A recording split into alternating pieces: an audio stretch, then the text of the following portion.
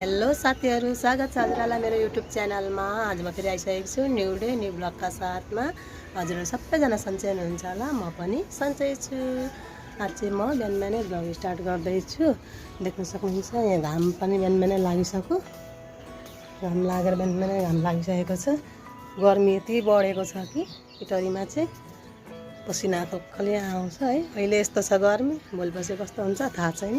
त्यो चाहिँ हावाहुरी यति चलेको थियो नि, घर यति फोहोर भएको छैन। म अब घर सफाहरू गर्छु अनि त्यस पछाडि अरू काम गर्छु। चाहिँ अब फुल टिप्छु, पूजा गर्नु पर्यो नि त। फुल टिप्छु अनि पूजा गर्छु। पूजा गरेको छैन।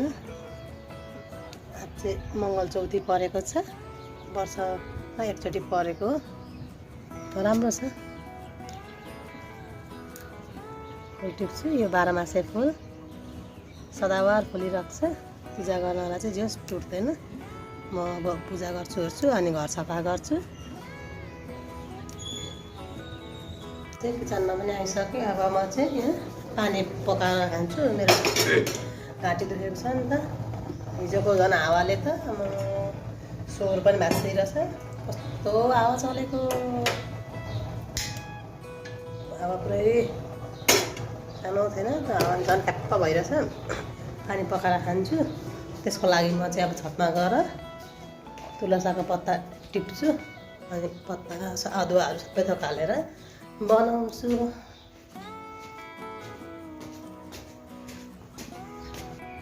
टिप्नु पर्यो, यहाँ मसिनो छ। टिप्छु अनि पकाएर खान्छु। देख्न सक्नुहुन्छ यहाँ। अब टिपी पनि सकेँ। अब तल जान्छु। यो पकाएर खाँदा अलिक कथा हुन्छ, घाँटी हुन्छ, खोकी पनि अलिअलि लाग्दैछ।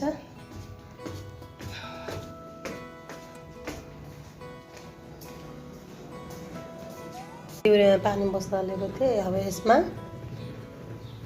ज्वानो हाल्छु अलिकति अनि यो तुलसाको पत्ता हालिदिन्छु अनि यहाँ अदुवा कुटेर राखेको छ, यो पनि हालिदिन्छु। अब यति गरेपछि यसलाई एकछिन पकाउँछु। त्यस पछाडि खाँदा निको हुन्छ। पानी पाकेर पनि रेडी भइसकेको छ। म चाहिँ अब यो पानी खान्छु। यसले चाहिँ घाँटी दुखेको पनि निको हुन्छ। मलाई चाहिँ खोकी पनि लाग्दैछ, खोकी आए पनि निको हुन्छ। पानी खाएको होइन लिएर आएँ म।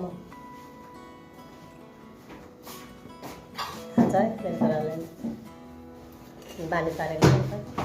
घाँटी दुख्दा उसलाई पनि दिने गरेको छ।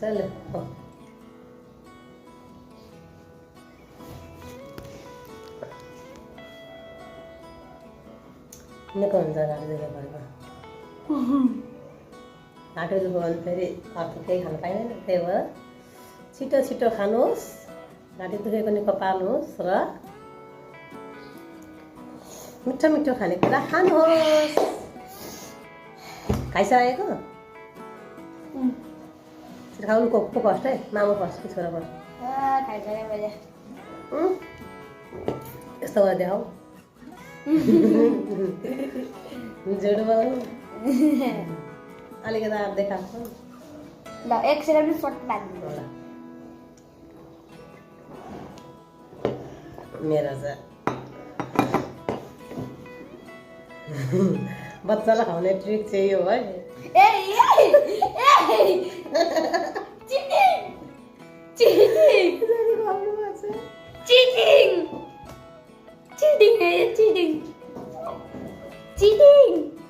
ल अब पानी खाइसक्यौँ। अब अरू काम गर्नुपर्छ। यहाँ चाहिँ मेरो छोराले खाना खाँदैछ। अब स्कुल जानको लागि तयारी भएको।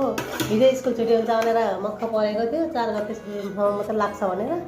तर फेरि 2 दिन अझै इक्जाम थपिएको छ। कस्तो भएको छ, कस्तो लागिरहेको छ? एकदम के जोर।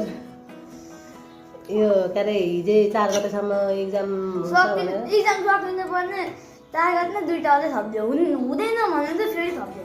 4 गतेसम्म इक्जाम भनेर चाहिँ रुटिन पठाउनु भएको थियो नि त सरहरूले पठाउनु भएको थियो भरे 4 गतेसम्म स्कुल लाग्छ अनि छुट्टी अनि वैशाख 4 गतेदेखि मात्रै स्कुल लाग्छ भनेर रुटिन पठाउनु भएको थियो तर फेरि अझै 2 दिन इक्जाम हुने अरे ग्रामर र कम्प्युटर अझै थपिएको छ यो चाहिँ नगरपालिकाले लिएको अस्तिको इक्जाम चाहिँ फाइनल इक्जाम चाहिँ 5 क्लासको तर यो ग्रामर र कम्प्युटर चाहिँ यिनीहरूको उसमा पर्दैन अहिले सिलेबसमा पर्दैन तर स्कुलले लिने अरे यो चाहिँ फेरि के हो त्यस्तो के स्कुलले छुट्टै नगरपालिकाले छुट्टै लिने अब यो यसको मार्क्स चाहिँ फेरि जोडिने होइन होला र पनि अब बच्चालाई लिने होला अस्ति जम्मा कतिवटा भयो तिमीहरूको इक्जाम 7वटा भयो 7वटा चाहिँ नगरपालिकाले नै गर्छ अब यो 2टा चाहिँ स्कुलले नै गर्ने अरे यो चाहिँ अब मेमहरूले नै वहीँ हेर्नुहुन्छ चेक गर्नुहुन्छ होला नम्बर कति ल्याउँछन् भनेर होला कति ल्याउँछन् भनेर होला अब यसको नम्बर चाहिँ फेरि उहाँ जोडिएर आउँदैन पर्सि फेरि के अरे रिजल्ट आउँदाखेरि चाहिँ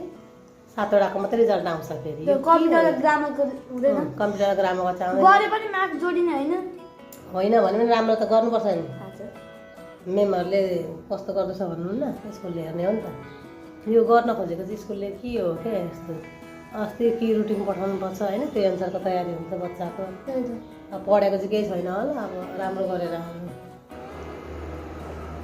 सोचेर गर्नु आउँछ होला नि त अस्ति यस्तो पढेको छ होला छिटो मामखाउ ढिलो हुन्छ अनि अब आज र भोलि अझै लाग्छ हाम्रो चाहिँ प्लान बनाइसकेको थियौँ आज हिजोसम्म मात्रै इक्जाम भनेर पुरा प्लान बनाइसकेको थियो छुट्टीमा के गर्ने भनेर अब फेरि प्लान क्यान्सल गर्दै अब भोलि छुट्टी हुन्छ स्कुल अनि प्लान त त्यही हुन्छ नि एक्जाम दिएपछिको छुट्टी भएपछि अनि अब भोलिलाई प्लान सरेको छ ठिकै छ अब इक्जाम हुन्छ अनि स्कुल छुट्टी हुन्छ छिटो मामखाउ ढिलो हुन्छ कति भइसक्यो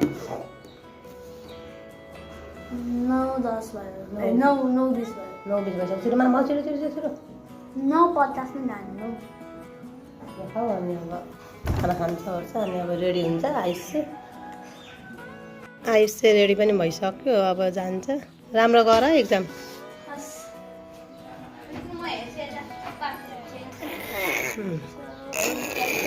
ब्याग लिएर जाने हो ल राम्रो गर्नु है exam best of lock thank you by by गर्नु दादालाई टाटा आयुष बाई बाई अब म चाहिँ बेसार हाल्छु ल्याएको त सकिएको थियो नि त कस्तो छ हेरौँ अहिले हजुरहरूकोतिर बेसार के कस्तो भाउ छ अझै सस्तो भएको रहेछ बेसार 200 रुपियाँ किलो अरे अस्ति 400 रुपियाँ किलो किनेर खाएको हामीले 200 रुपियाँ किलो है यो चाहिँ कस्तो छ भनेर थोरै ल्याएको छ 1 पाउ ल्याएको चाल्छु राम्रो रहेछ भने फेरि ल्याउँछौँ कहिले कता चाल्दा कति फोहोर निक्लिन्छ हेर्दा त राम्रो छ जस्तो छ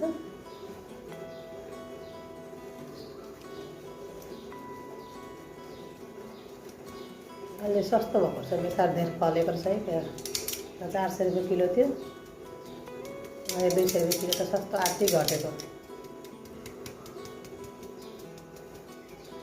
राम्रो रहेछ केही पनि छैन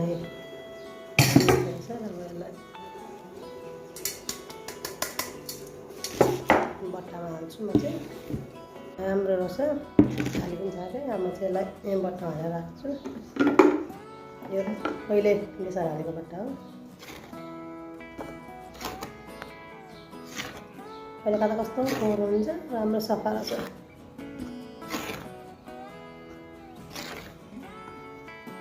आजलाई चाहिँ भिडियो यति नै हजुरहरूलाई मेरो भिडियोहरू के कस्तो लाग्यो प्लिज भनिदिनु होला र मेरो च्यानललाई सब्सक्राइब गर्नुभएको छैन भने प्लिज सब्सक्राइब गरिदिनु होला भन्दै आजलाई चाहिँ यति नै बाई बाई